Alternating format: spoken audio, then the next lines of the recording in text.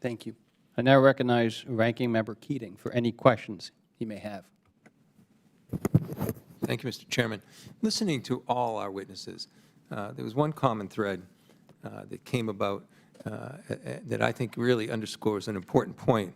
Some of the comments revolved around that anti-Semitism is an early warning system for breakdowns, that it's a sign of societal weakness in countries, that it's being used in many ways. And I think there's an important point here that how anti-Semitism is being used, too, as a political weapon in these authoritarian versus democratic fights that we find out throughout Europe. Of course, it's happening globally, but particularly in Europe, since this is our subject matter. And I was wondering just what your comments are on this, because we've seen time and time again, even in a parliamentary system, it has, I think, even more leverage, because as there are attempts to constitute a government after elections and put coalitions together, many times the more extreme coalitions are necessary to tip the scales, and there's an embracement of some of these more extreme coalitions. And within those coalitions, I've observed myself, and I think many of you have referenced that, that anti-Semitism finds its way threading through in sometimes overt ways, sometimes more subtle ways, but it's there. Could you take a moment to comment on how anti-Semitism is being used as a political weapon as well, and something not just on domestic countries' political systems, but also how it's being used by countries like Iran and like Russia, often through social media and other ways, sparking violence and other discord as a weapon from the outside politically to influence political realities in countries, and how this ties into democratic backsliding. Because I do believe, in my observations, and I think it's probably clearly the truth, that in authoritarian type of coalitions that are put together, it's more prevalent. And the result is attacking democracies. And since we've seen some democratic backsliding in Europe, can you comment on, number one, how this can be used and how you've observed it being used to influence political outcomes, elections, and how it's used by authoritarian types of coalitions versus democracies? Ranking Member Keating, let me be I'll jump in. I'll be the canary in the coal mine in this one, for starters, if you will. Our namesake, Simon Wiesenthal, of blessed memory, he was a victim of the Nazis. He lost, together with his wife, 89 members of their family, and he spent the rest of his life fighting to rehabilitate the basic concepts of justice. And I was honored to know and work together with him and Rabbi Marvin Heyer for 29 years until he passed. He said a very important thing. He said, where democracy is strong, it's good for Jews, and where it's weak, it's bad for Jews. And he didn't learn that lesson at university. He learned it from real life. I think your point about the coalitions is very well taken, especially if we look, for example, at Germany, which right now has a coalition that includes the Greens and the right wing, and it's right now fairly stable. But every German member of the Bundestag I've spoken to, and every member of the media, the AfD comes up in every conversation. That is a political party in which, let's just say, the far right feels very, very comfortable with. And it would seem that in the coming years, when there'll be further elections, if they gain traction and even get a small number of seats, you can wake up one morning and find an AfD in a coalition government in Germany. That's not going to be good for the Jews of Germany. It's not going to be good for democracy. But I think it's also worth noting, just to understand that we're dealing with fairly sophisticated racists and bigots. to remember that the first protests against the COVID vaccines took place in the streets of Germany.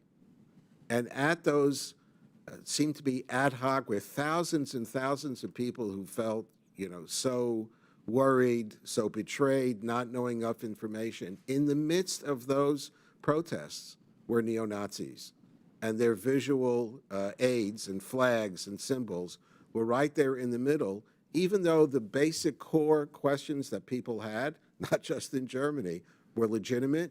You see a tried and true effort of always trying to infiltrate the mainstream. So what's changed between Simon Wiesenthal growing, young person in the 1930s and today?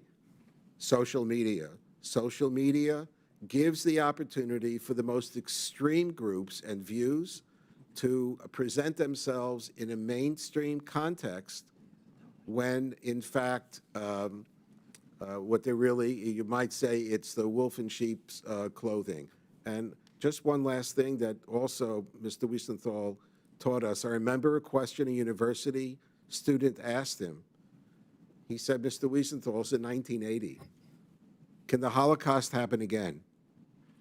And his answer was amazing. He said, if you have a situation where you have an organized group of haters, a social crisis, plus technology, anything is possible. Of course, he was talking about the technology that he experienced in the 30s and 40s. Didn't know anything about an internet. And what he said was, if the technology of his day had been available in 1492, no Jew would have survived in Spain, no Catholic would have survived in England, and no Protestant would have survived in France. Wow. Ms. Benziken, could you also, you referenced some of the things I mentioned in your testimony. Could you expand on that, please? So first of all, I agree that, and as I mentioned earlier on, that anti-Semitism is always the canary in the coal mine. It is when we see it that we know that a society is falling apart, which, by the way, is also the reason why since 2015, I started to recognize that anti-Semitism was starting to come here to the United States and publicly warned about it. The way that politicians, in particular in Europe, have used anti-Semitism as a political tool is very important. When you look at, for example, the far left in France, there is a clear political objective to appeal to certain populations, actually by stigmatizing them to some extent, because the far left politicians like Jean-Luc Mélenchon believe that all Muslims are basically anti-Semites. So what he is trying to do is basically to have a discourse that he believes will appeal to them. He appeals indeed to the radical part of it. He doesn't appeal, thankfully, to all of them. But that is a clear political strategy. That's the first part. The second part of his strategy, and the strategy of the far left in France, is to create basically constantly a conflict in society, and he uses Jews, Israel, and Zionism to create that conflict constantly. And he actually creates a situation where the far right is becoming more important and bigger, because his objective and the objective of the far left is not necessarily to win the next presidential elections, but to make sure that the far left is the only opposition party to the far right, and that the far right will actually be winning the elections, so that we find ourselves in a situation where you only have the far right and you only have the far left, and the moderates in the center are falling apart. So that's the way he has been using it.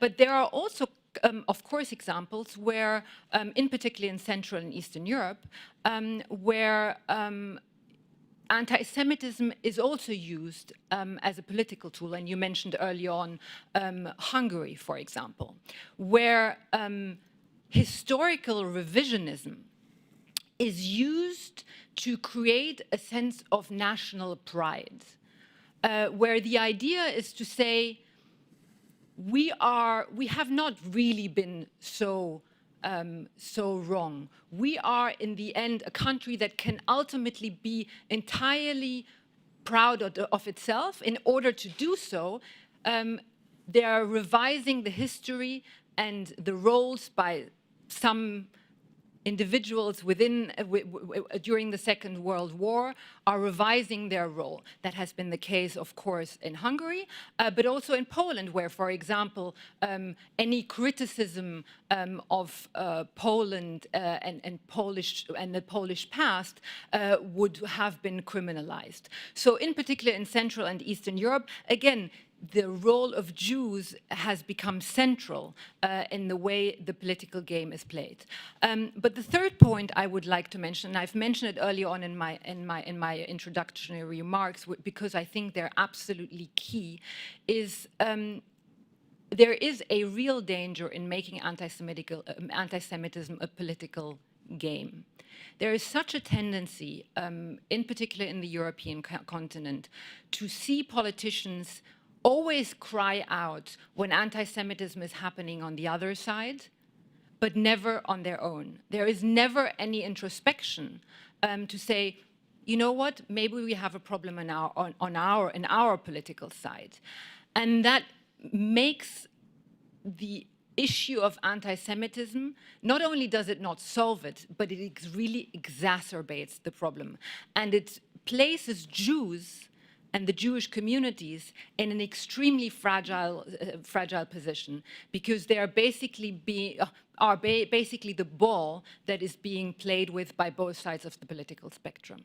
Great, and as I yield back, Mr. Chairman, it's just great to listen to that testimony and mention and hear what Rabbi Cooper and Ms. Radon Benzikin said. I'm sure the other witnesses would have time, but maybe you will with other members. But to see that amplified not only by social media, but by outside forces, particularly Russia, who's interfering in elections, not only in this country, but all through Europe, and to see how they're using this, this hatred to try and cause disruption to their own political advantage. And I yield back.